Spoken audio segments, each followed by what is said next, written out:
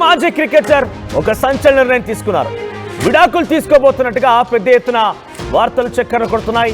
ఒకరినొకరు సోషల్ మీడియాలో అన్ఫాలో అవ్వడం, ఎక్కడ కూడా వారి మధ్య ఆ ఫొటోస్ కానీ లేకపోతే ఇతర అంశాలు కానీ ఇంత పెద్ద ప్రచారం జరుగుతున్నా కనీసం కొట్టిపారేయకపోవడం, వాటి గురించి స్పందించకపోవడం చూస్తుంటే ఇది పక్కాగా నిజమనే తెలుస్తోంది. మీరు చూస్తున్న ఆర్టీవీ స్క్రీన్ పైన ఇండియన్ ఓపెనర్ మాజీ క్రికెటర్ వీరేంద్ర సెహ్వాగ్ సంచలన నిర్ణయం తీసుకున్నారు. విడాకులకు సిద్ధమైనట్టుగా తెలుస్తోంది.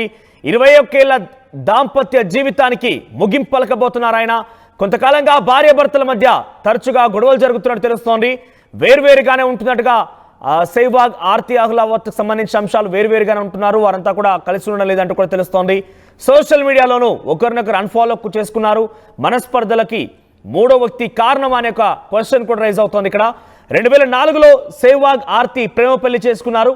సెహ్వాగ్ దంపతులకి 2 మగపిల్లలు కూడా ఉన్నారు. మీరు చూడొచ్చు, సెహ్వాగ్ సంబంధించి తన భార్య ఆర్తి అహ్లావత్తో మనం ఫోటోలు చూస్తున్నాం. అయితే చాలా సోషల్ మీడియాలో చాలా యాక్టివ్గా ఉండే వ్యక్తి సెహ్వాగ్.